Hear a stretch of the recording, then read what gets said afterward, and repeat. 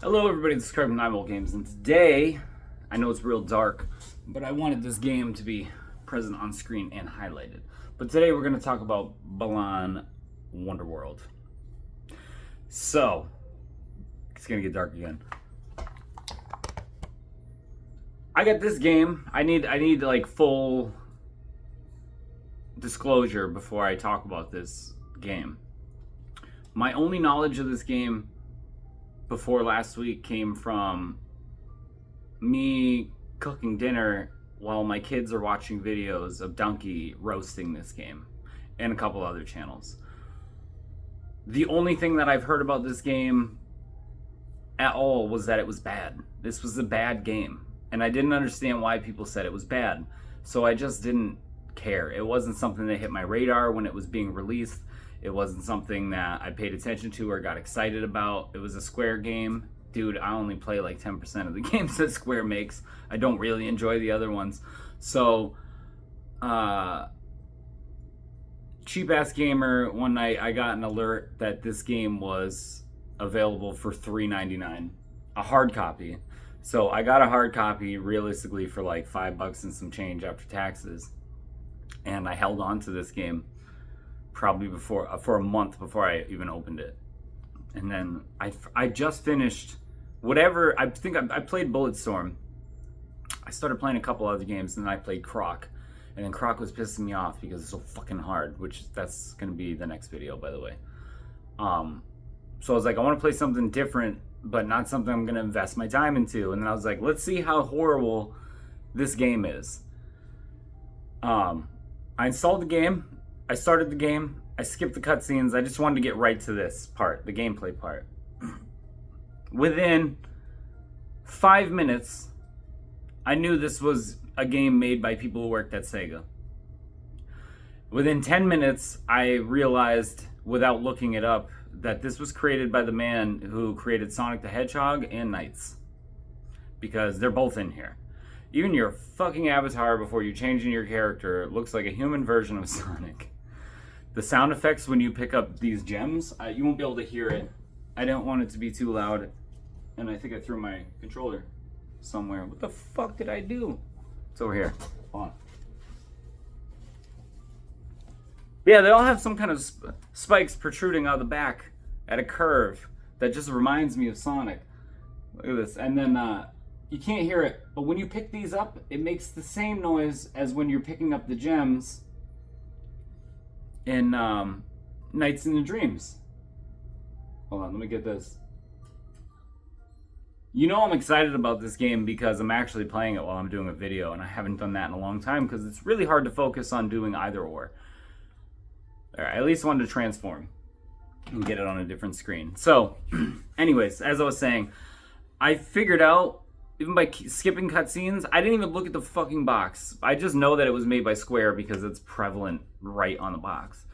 So, after I did the first world of this, I was like, this isn't a bad game. This is a very good game. I think the aim for the audience was wrong, right? This is a very, very kid-friendly game. So it makes it pretty easy. But then getting all the extra shit is ridiculously hard. So it kind of reminds me in pacing of how Yoshi's Story was. And I played Yoshi's Story incorrectly. I've talked about this on this channel several times, where I went to a friend's house when the game was brand new, and my friend Austin had an N64, and I didn't, and we rented Yoshi's Story, and beat it within an hour. And when we went back to Music Forum, which is our video rental place, and we fucking got a new game. And then as an adult, I'm like, this is an arcade game. I'm sitting there playing it like it was Yoshi's Island, and it's not. This is just an arcade game. I didn't even collect the fruit in the correct way. You know what I mean? So it's doing that, and that's kind of how this feels. Like my 7-year-old daughter could beat this game, very easily beat this game without asking me for help. I mean, she beat Astrobot. She can beat this game pretty quickly. But getting everything is something that she would like have to come back to later and be like, oh shit, I can play this game differently now. The problem with this game is I don't think it has the appeal to make you want to come back later and play it. So,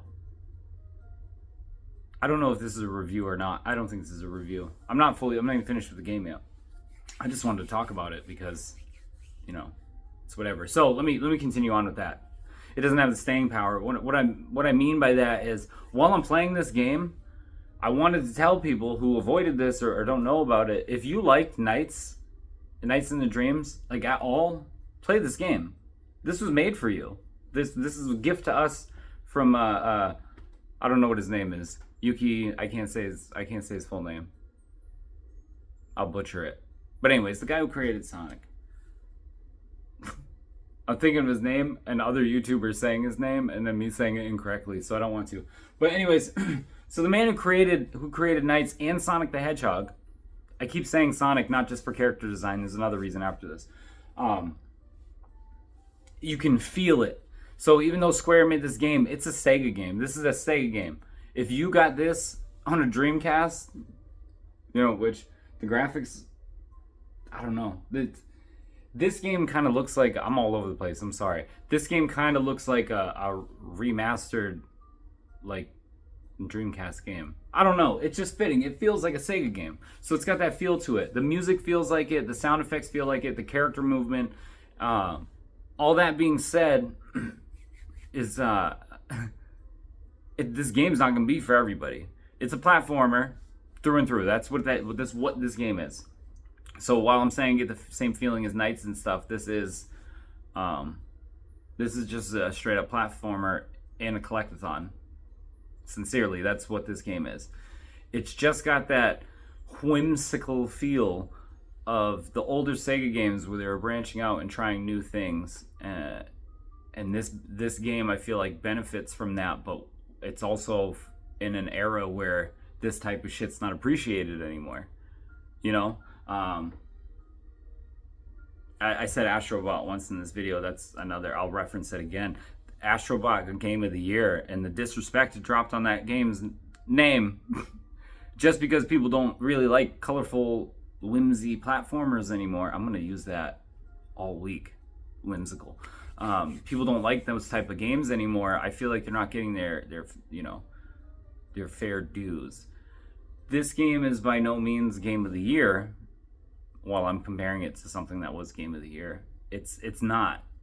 It's not. It's better than an okay game. How's that? If you actually sit down and play this, it's better than the average game. I play almost every indie platformer that comes to consoles. And then I buy all the remasters and shit too. Like right now, I'm still playing through Croc because I want to do a video about that. But this is the type of game that can interrupt those other ones and take priority. So while I won't mention this in any type of awards, and I probably won't reminisce about this game 10 years from now. If we all still exist and I'm making videos on here. It's not a game I'm ever going to bring up again. But it's a game that I'm glad I ignored hatred for and played and still continue playing. And here's why. So let me actually talk about the game, because I haven't even talked about the game yet, and it's fucking 8 minutes in. So the game is, you go through each level. Each level has a theme. You get 3 or 4 different suits within that level. Those suits help you complete the level. Those suits also you can bring into other worlds and help solve puzzles so that you can get all your secret collectibles and shit.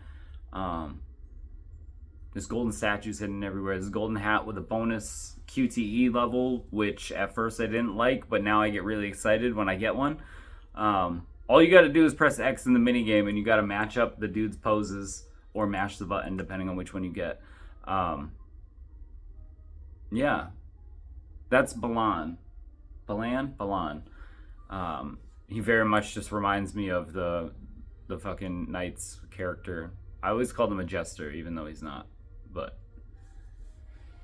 anyways, so you do this. Here's where the gameplay. This is where some of it comes in. I'm like, I won't be talking about this game 10 years from now, and it won't be one of my goats. But the collecting, the platforming, the jumping, the character abilities, and working into the levels, all fluid, all smooth. Enemies and the fact that you have to fight them, but none of your characters really have any combat moves. Some of the skins have moves that are combat moves, but it's usually for flipping switches for puzzles, but you can use it. Otherwise, you just jump in their vicinity and they die. I feel like they could have done something better with that, but they also kind of went for like, there's like no violence in here. So like I said, my 7-year-old could play this, and this is like her jam, because she likes her violence to be super violent. And then she she really does. She loves GTA, right? And then at the same time, she likes Hello Kitty, Island Adventure. You know, so keep all the cute with the cute and the violent with the violent. So this is the type of game that's like non-threatening. So I could see why they would do that, in the fact that you don't actually have to fight anything. You just jump near them and the bad things go away. Even the boss fights are, you know, your standard old school 3-hit bosses. But it's like the way that you attack them is so, it's anticlimactic when you win. You're kind of like, did I win? Did I? But this whole thing takes place within dreams and nightmares, and everyone knows how you punch in a dream. It's like underwater, right? So fighting would be futile in here. I'm just making excuses for a really clunky combat system, but that's definitely it. And the other part is when you're on the overworld. I'll go to it. What's happening here? Miscellaneous. I don't like how you gotta navigate a fucking. So you go to the island, and the island is just a big chow garden. I got 22 out of 25. That kind of looks like it says percentage, but I'm missing 3 things. So anyways, out on this island, you got these little things, and you can go feed them. I don't know if I have any things to feed them. Let's see. Not in this one. But anyways, you go over to these gardens, and you can feed them. You grow them. They get big. You throw them at other ones. You make eggs. You create new ones. It's a, you know, I haven't spent a shit ton of time in it, but sometimes I'll let it idle here, so I collect a bunch of these. Hold on. Let me hatch this bad boy. There we go. You go up to these fields. You throw out the gems you collect in the levels. You feed them. They get big. You make more. You make more, you keep expanding this shit, and then you get things. I'm not going to sit here and see it to the end, you know, like I really invested time in my chow garden. There's no extra added benefit that I could see for this game, for this type of thing, but, you know, it's there if you like it. My kid would play with this. Any of my kids would play this for like this part of the game for 10 minutes and then never play it again. But, so yeah, that's 13 minutes. I think I talked about this more than I talked about Silent Hill. No, I'm just kidding. But close. I don't know. Sometimes I'm really open about this on the channel. Let's get focused back over here. I'm really open with this on the channel. I'm wrong about games. Sometimes. I mean, I'm pretty on the nose with a lot of things, but I'm wrong about games sometimes. I was wrong about Fallout. That's one of the whole reasons that this channel was created. I was wrong about Fallout 3 when it came out. I was like, I don't like it, and I just jumped on the train of other people who played the original Fallout 1 and 2 and Tactics and were like, what the fuck is this? I did that, and I didn't give it a fair shake. I did that kind of with this game. I wasn't aware of it, and I wasn't excited for it, so it's not like my kids, you know, ruined it for me by putting on all these videos about how terrible it was. But the only information that I got was about how terrible it was. So even I fall for that trap sometimes, and I miss out on games that I otherwise would fully enjoy, and I'm fully enjoying this game. I'm not going to replay it over and over again, but it's a game that, again, like I said in the beginning, I got for fucking like $5.50 for a hard copy. And it was worth it. Do I think this game is a 70 banger? No, I don't. I think that if this game came out at $39 and I bought it, and the fact that I have kids, and definitely one kid who would enjoy it, I don't think I would have been upset about it. But this is a game that you get at $20. I don't know. I know people work hard on this stuff and they rely on the money, you know, back in order to keep their studios chugging forward to go on with their future projects. But I feel like they got to learn how to price the games. This is a fairly easy game and you can finish it very quickly. And unless you like collecting things, the replayability is not there, but even that is finite compared to other collectathon games. So, I mean, I think I stuttered there, but I'm not sure. it's worth it to me. It wouldn't be worth it to everybody. But again, I'm glad that I, went against my own bias and played something and I actually enjoyed it. So keep yourself in checks with that sometimes. That's why I don't like talking shit about games on here, is because I can be severely wrong when I'm talking smack about something. So I'm very careful as to what I say, which is why I haven't done my Mario Kart video yet, because I really love Mario Kart World, and I think that's one of the best Nintendo games I've ever played. I'm really enjoying that at the level that I enjoyed. I better watch out because I'm gonna end up reviewing it in this video. But I'm enjoying it at the level that I enjoyed Mario Odyssey, which is great because it was like the refreshing enjoyment of something I'm familiar with, doing something brand new. The problem is I'm really bitter about my purchase of the fucking Switch 2 because I could have waited another 6 months to get it. My games kind of pressured me into getting it. So I got one, and the only game that I can play on it is fucking Mario Kart. I'm like, oh, you can play the GameCube. I have way better versions of all those games on there. The fucking arcade version on an arcade machine for Soul Calibur 2. Yeah. Anyways. Croc video next. And then after Donkey Kong drops and I play it for a little while, then I'll do my Mario Kart review. But thank you guys for watching.